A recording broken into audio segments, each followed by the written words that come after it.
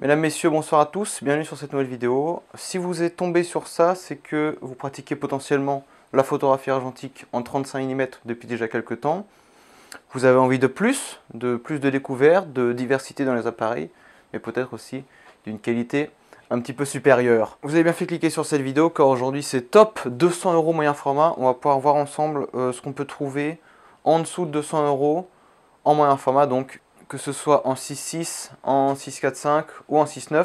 On commence tout de suite avec la catégorie des folding, avec un appareil tout à fait sympathique, le Voigtlander BSA 2 avec son objectif Apollanta. C'est faux, il faut au minimum mettre 6 000 € pour l'avoir.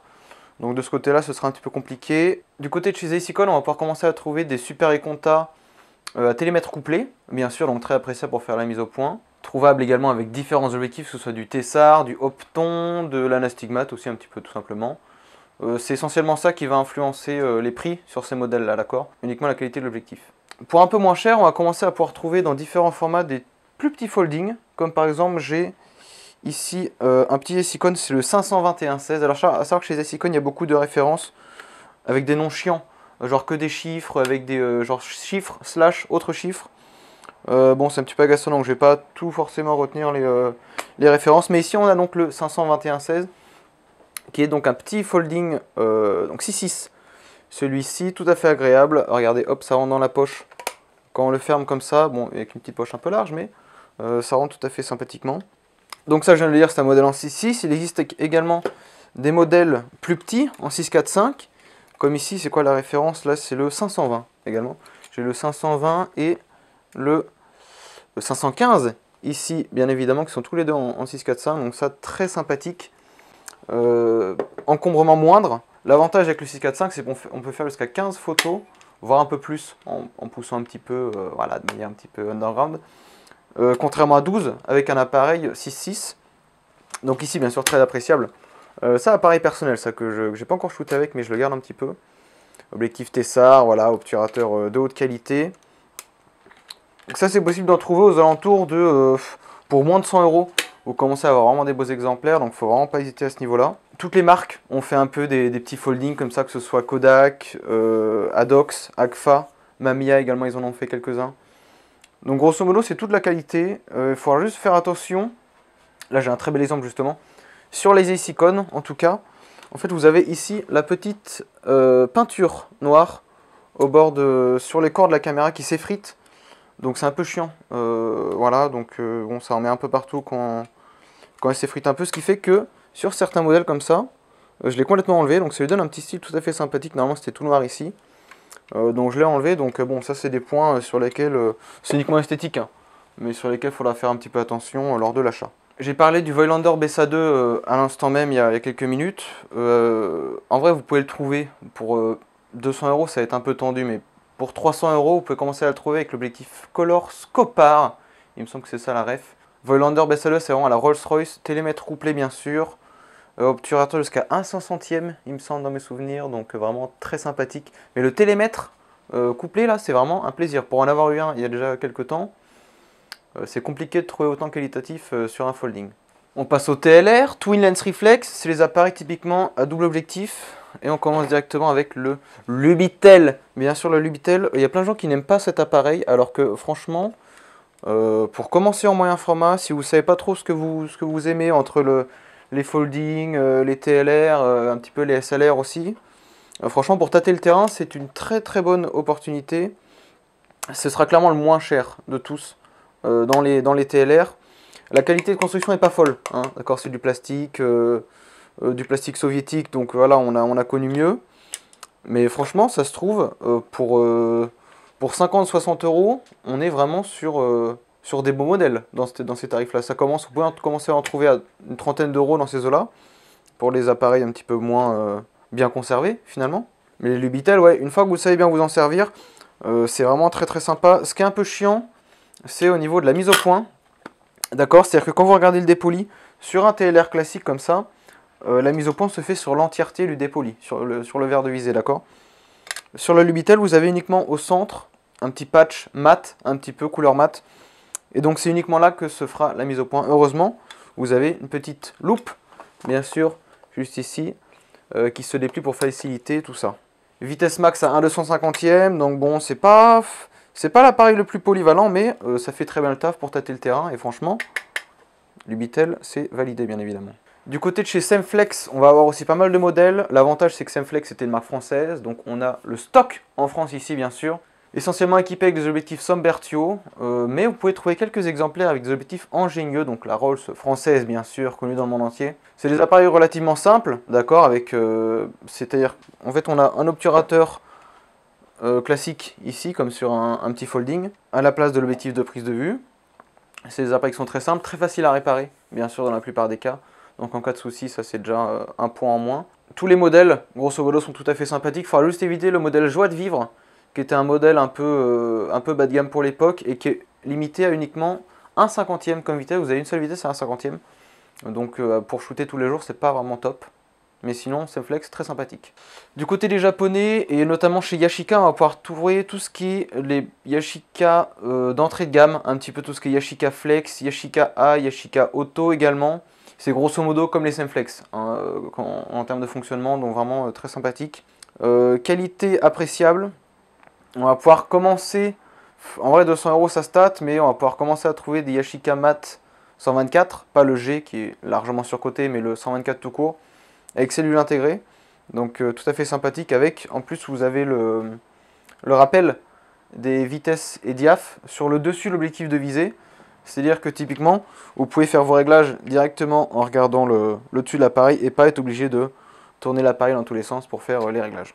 Donc ça c'est un confort de prise de vue bien sûr tout à fait appréciable. Chez les Allemands, on va pouvoir commencer à tâter du relais bien sûr. Alors, on va pouvoir commencer à trouver des relais cordes à ce tarif-là, voire chez les premiers relais flex aussi. Mais il vaut mieux taper sur les derniers relais cordes que sur les premiers relais flex qui sont bien évidemment plus poussés. Il vaut mieux taper grosso modo dans le haut de gamme des relais cordes plutôt que dans le bas de gamme des relais flex. Chez Mamiya, on va pouvoir trouver, si vous êtes à la recherche d'un petit peu plus de polyvalence, et si vous voulez pas vous limiter à une seule focale, finalement vous avez les premiers Mamiya Flex qui sont à objectifs interchangeables. J'ai noté ceux-là qui vont des objectifs de 60 à 135 mm. Donc ça paraît très appréciable. Vous pouvez également trouver dans les Mamiya Flex, ils ont été vendus sous d'autres références, comme les revues Flex, bien sûr, c'est grosso modo les mêmes appareils mais avec des noms différents. Donc il faudra chercher de ces deux côtés-là. Pour 200 € ça se tente en vrai. Pour finir avec quelques boîtiers chinois et non pas japonais, attention. On a notamment ici le petit First Flex. Incroyable bien sûr. Tout à fait sympathique également, là bien sûr, voilà, avec son petite nameplate finalement en caractère mandarin, comme ça c'est tout à fait appréciable. Grosso modo pareil que les autres finalement, mais vraiment très sympathique. Écoutez, le dépoli est clair et appréciable même dans les angles, ce qui n'est pas le cas de tous les appareils bien sûr. Et ça se trouve encore une fois largement en dessous de 200 €, donc vraiment... faut pas hésiter à ce niveau-là. Alors si vous faites un peu les fous et que vous voulez vraiment tester tous les genres de moyens format, il y a également les box, comme celle-ci. Donc ça c'est quoi? C'est une petite Riviera bien sûr, Made in France en 6.9. En vrai en déco c'est bien, c'est sympa en collection. À l'utilisation c'est autre chose, d'accord. La qualité est souvent pas folle, t'as pas trop d'objectifs sympas, c'est souvent des ménisques. Donc une voire deux lentilles grand max sur les modèles les plus courants. Une seule vitesse ou deux, encore une fois grand max, avec la pose bulbe, des viseurs douteux, on va dire ça. Mais en vrai pour 10 balles, si vous voulez tenter une petite expérience un peu sympa, ça se tente. Du côté des SLR, cette fois-ci donc Single Lens Reflex, un petit peu dans l'optique des Hasselblad et autres boîtiers dans le genre. On va pouvoir commencer à trouver des Kiev 60, d'accord, c'est la copie du Pentacon 6 allemand, mais côté URSS, bien sûr. C'est clairement une usine à gaz. Je vous le dis, pour en avoir eu un, ça pèse un âne mort. Ça fait un bruit, vous réveillez tout l'immeuble quand vous faites une photo. C'est de la construction soviétique, donc un petit peu... c'est la loterie, finalement, quand vous achetez ça. C'est soit ça marche pas. Donc à réparer, c'est un enfer. Mais en vrai, si vous trouvez une bonne affaire, le Kiev 60, ça se tente. En plus, vous pouvez mettre les objectifs du Pentacon 6 dessus, du coup. Format 6.6, donc 12 photos sur une péloche 120. Tout à fait modulable. Donc vous pouvez changer les viseurs. Vous pouvez mettre des viseurs prisme, des viseurs poitrine, des viseurs sportifs aussi également. Mais c'est vraiment une usine à gaz. Dans la même veine, on va avoir les Kiev 80 et 88. 88, ça va être un peu tendu, mais Kiev 80, en vrai, ça se tente pour 200 €. C'est clairement la copie des premiers Hasselblad allemands. Pareil, usine à gaz, c'est la loterie. Donc, le style est sympa, mais bon, c'est... voilà, qualité de construction sympa, mais à l'intérieur, c'est une mécanique qui est complètement chiadée, donc... En vrai, ça se tente. Si vous kiffez, ça se tente. Pour en avoir eu un pendant quelques temps, un KF80, qui avait bien sûr un souci au niveau des vitesses hautes, c'est une expérience, en vrai. Donc pourquoi pas. On finit avec une catégorie qui est peu courante, finalement, c'est la catégorie des chambres de presse, comme ceci des années 50. Donc là, un modèle de Graflex Speed Graphic. Donc modèle miniature, pour que ça rentre dans la catégorie des moyens formats. Ils ont fait essentiellement des modèles 4x5. Donc grand format finalement, je ferai peut-être une vidéo grand format d'ailleurs dans le même style que celle-là. Donc ce modèle-ci est format 6.9. Au-delà du style qui est incroyable, regardez-moi ça, le style que ça a, ça. Bam.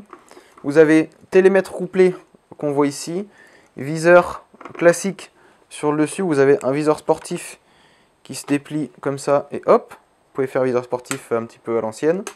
Vous avez également le dépoli qui est derrière, donc c'est-à-dire que si j'ouvre l'obturateur ici, vous voyez votre image en inversé sur le dépoli à l'arrière. Vous avez presque tous les avantages d'une grande chambre en termes de mouvement. Donc vous avez des possibilités de décentrement pour faire des mouvements de perspective, bien sûr. Tilt shift et autres mouvements tout à fait sympathiques comme ça. Ce modèle-ci, par-dessus le marché, est équipé d'un obturateur à rideau, à l'arrière de l'appareil, bien sûr. Ce qui fait que vous pouvez utiliser notamment les objectifs sans obturateur centraux. Donc ça apporte encore plus de possibilités finalement. Ce qui est un petit peu chiant, ce sera au niveau de l'utilisation. Ces appareils-là ont été prévus pour fonctionner avec des châssis pour plan film, bien sûr, donc découpés à l'époque, en format 6.9. Plan film qui n'existe plus, d'accord, en format 6.9, donc il va falloir, ou alors vraiment des stocks un petit peu, voilà, c'est pas le genre de choses qui se trouvent au coin de la rue chez les ateliers de marinettes. Donc ce que je faisais moi typiquement, c'est que je prenais du format 4x5, que je découpais dans le noir au massicot pour faire 2 6.9 à partir d'une feuille 4x5. C'est un peu chiant à faire, mais en vrai, pour le style, ça se vaut très bien. Vous pouvez également commencer à trouver des dos 120. Donc vous prenez un dos qui se met derrière avec un rouleau 120 tout simplement. Ça court pas les rues, mais ça se trouve. Donc ici, modèle Graflex Speed Graphic. Il faudra faire attention au niveau du rideau qui supporte mal en général la vieillesse. Donc soit vous tombez sur un bel exemplaire avec un beau rideau fonctionnel en bon état et pas troué surtout. Soit vous pouvez partir sur d'autres modèles qui n'ont pas cet obturateur à rideau. Et vous shootez uniquement avec l'obturateur central. Donc les petits champs comme ça, c'est tout à fait appréciable bien sûr. C'est la fin de cette vidéo, en tout cas j'espère que ça vous aura éclairé un petit peu dans votre choix de moyens format. Comme d'habitude, n'hésitez pas à aller checker le site internet platifoto.com, le Discord qui est toujours ouvert, n'hésitez pas à rejoindre pour discuter photos. Il y a justement un petit salon grand format, pas moyen format mais grand format. Si vous voulez vous intéresser à tout ce qui est chambre et prise de vue sur grand format, donc faut pas hésiter. L'Instagram également platifoto.com. Et puis on se dit à bientôt.